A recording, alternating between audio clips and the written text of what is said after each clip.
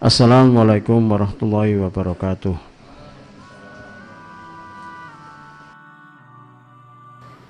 Kalau kita itu meminta, lihatlah kita itu siapa. Kalau minta kepada Allah, lihatlah kita itu siapa. Kok menuntut, kok meminta A, B, C, D, pasti nanti dipantul ke Allah, dipantul dulu ke hambanya. Apa? Bagaimana kewajiban kita selama ini, gitu ya. Bagaimana tingkat pelanggaran kesalahan dosa kita dulu. Itu pasti begitu. Jadi kan mau menghadap,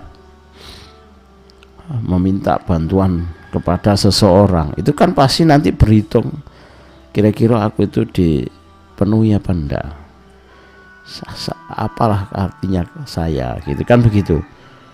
Tapi kalau jenengan itu orang yang loyal, dekat sama orang itu, sering membantu, pasti jenengan punya rasa percaya diri, ada kelayakan, gitu ya. Makanya di sini disebutkan layan tafiu, nggak iso ono manfaate apa binikmatillahi bil iman, nikmat terhadap nikmat Allah. Tadi itu arif nafsaka awalan, kenali dirimu dulu.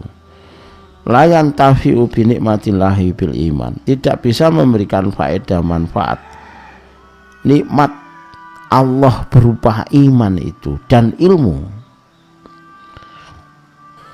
Kata Imam, layan tafi, tidak, orang itu tidak bisa mengambil manfaat imannya, orang itu tidak bisa mengambil manfaat ilmunya. Makanya kenali diri dulu, arif nafsaka awalan, arif nafsaka awalan, kenali diri dulu sebelum kita itu mengucapkan, sebelum kita gugat, sebelum kita nuntut. Kamu itu siapa? Tapi ini jangan ditanyakan ke makhluk, tapi tanyakan kepada Allah. Saya itu siapa? Kok minta ini? Saya itu siapa? Kok nuntut ini? Saya itu siapa?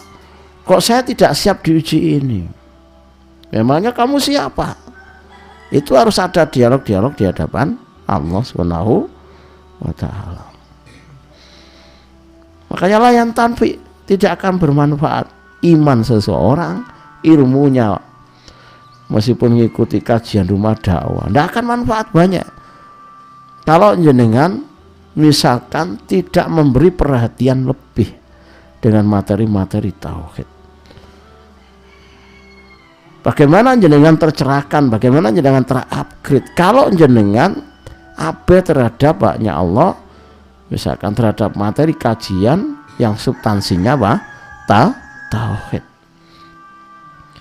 Makanya ujian terus Allah hadirkan, sebab jenengan tidak menganggap materi-materi kajian yang kita berikan itu sebagai solusi, sebagai makhrojan, sebagai jalan keluar, sebagai jawaban-jawaban dari problematika hidup kita ketika kita diuji oleh Allah. Walam yakul hadali, kalau orang itu sudah tahu diri, dia tidak akan mengatakan ini punyaku, hadali, ini punyaku. Itu kan kalau kita definisikan sekarang, ya Allah, aku ini kan hambamu, bergerak dengan apa yang kau kehendaki, yang kau syariatkan. Saat ini kau hadirkan ujian pandemi, itu dialog ilmu dengan segala konsekuensinya.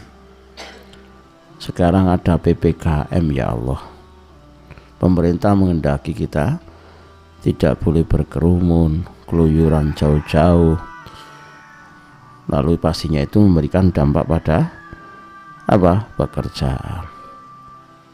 Tapi rezeki itu kan di tanganmu, ya Allah, kan gitu, dialog terus itu menjadi enak. Hidup ini kan di tanganmu, ubun-ubun ini yang ada dalam diri engkau lah yang memegangnya. Itu kalau sekarang bapak ndongakno anak-anaknya begitu, seorang ustadz ndongakno santri ini jamaah seperti itu, atasan mendoakan bawahan,